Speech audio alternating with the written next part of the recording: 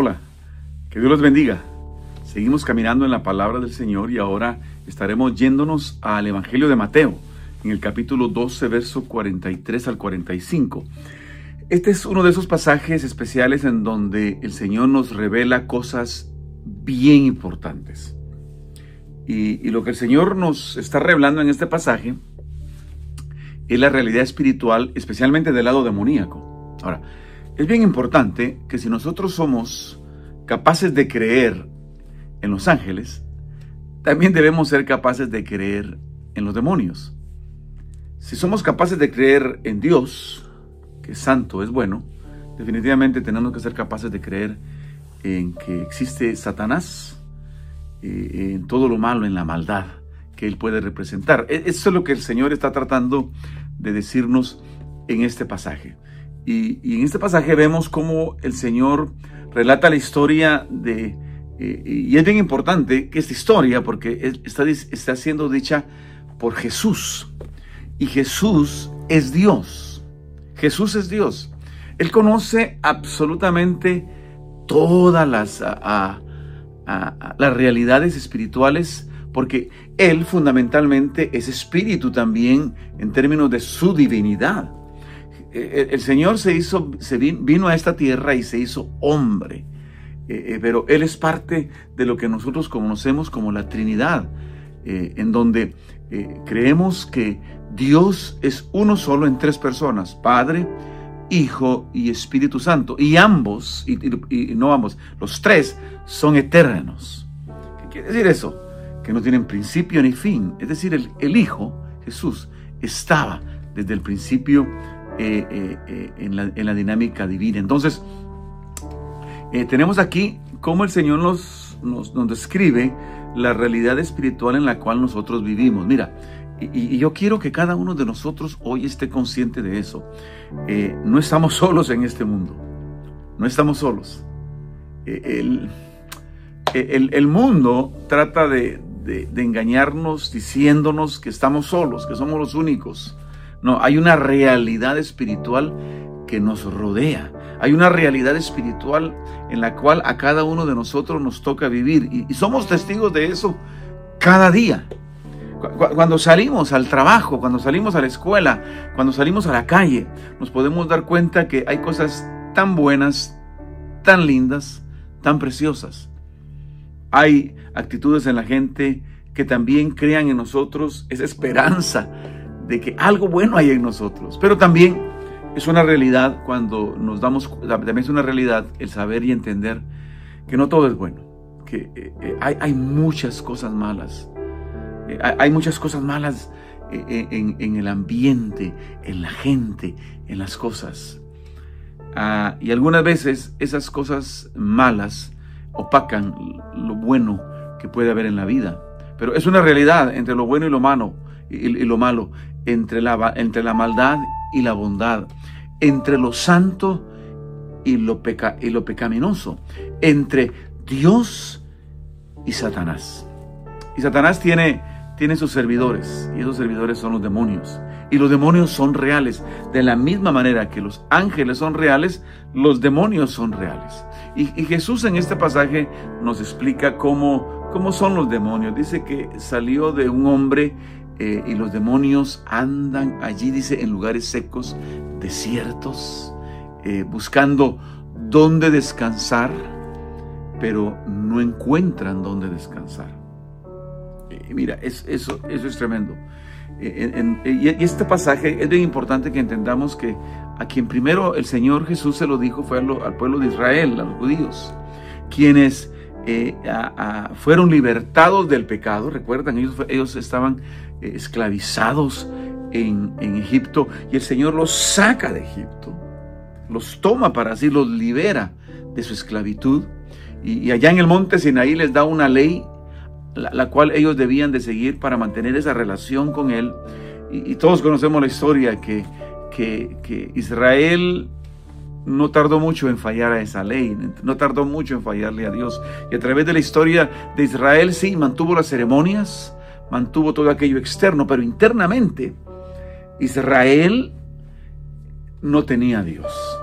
Internamente Israel en mucho de su existencia, no tenía a Dios. Tenía la forma que el Señor le había prescrito en la ley, pero internamente no estaba con Dios, ni Dios estaba en ellos como una realidad presente, real, viva y dominante en sus vidas. Entonces el Señor les dice a ellos: miren, ustedes pueden tener toda esa apariencia de bondad, pero por dentro está vacío, y en ese vacío el enemigo ha hecho habitación en ustedes, porque el enemigo anda buscando lugar donde hacer habitación. Entonces eso era para Israel, y en el momento de Jesús, pensando en la religiosidad de los escribas, de los fariseos, de los sacerdotes, en fin, una apariencia pero poca sustancia dentro de ellos. Entonces, trayendo eso a nosotros como iglesia de Cristo, como cristianos, algunas veces también nos pasa lo mismo.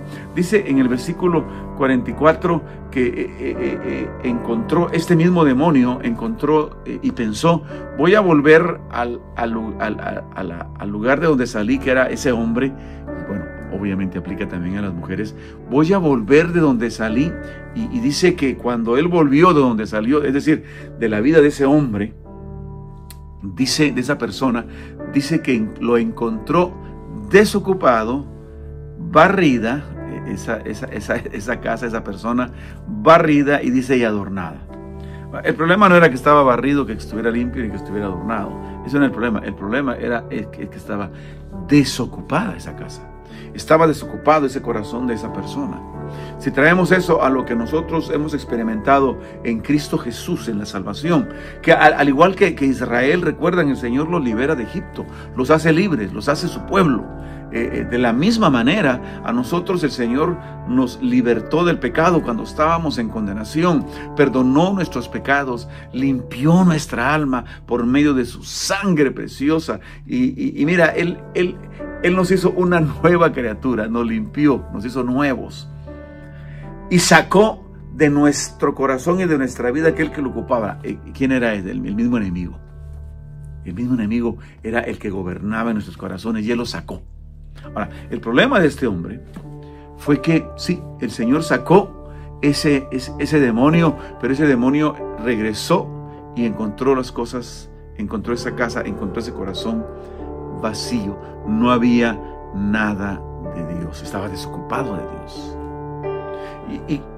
Y ese es el gran riesgo que muchas veces nosotros los cristianos corremos, de que sí, le decimos sí al Señor, venimos al conocimiento de Cristo, el Señor hace la obra, pero no nos interesamos en amueblar esa casa con oración. No nos interesamos en amueblar esa casa con ayuno, con palabra, con santidad, con servicio al Señor, con consagración. No nos interesamos en amueblar esa casa con alabanzas para el Señor. Entonces viene el enemigo y encuentra nuestro corazón vacío de Dios. Y dice en el versículo 45, y esa parte es tremenda, recuerden, es Jesús quien lo está diciendo. Él conoce, Él sabe. Y dice que entra ese mismo que había salido, pero no solamente entra él, sino que dice que llama a otros 7 demonios. Y me llama la atención cómo lo expresa: peores que él,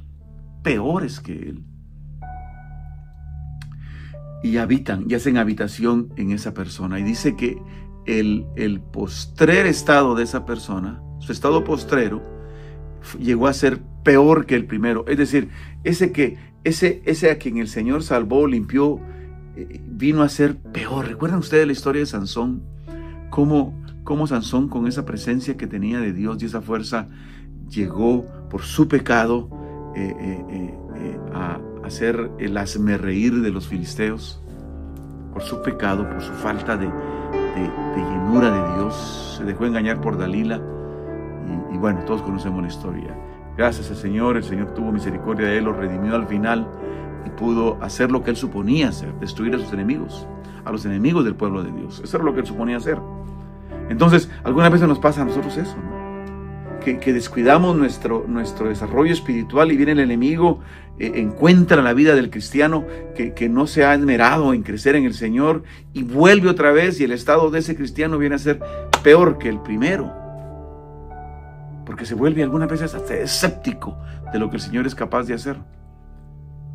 Por eso yo te invito hoy a que amuebles el corazón que el Señor ha limpiado en tu vida, que amuebles tu vida con la presencia de Dios, que amuebles todo tu ser con la presencia de Dios, con adoración, con alabanza, con palabra, con oración, con ayuno. Métete con Dios. ¿Para qué?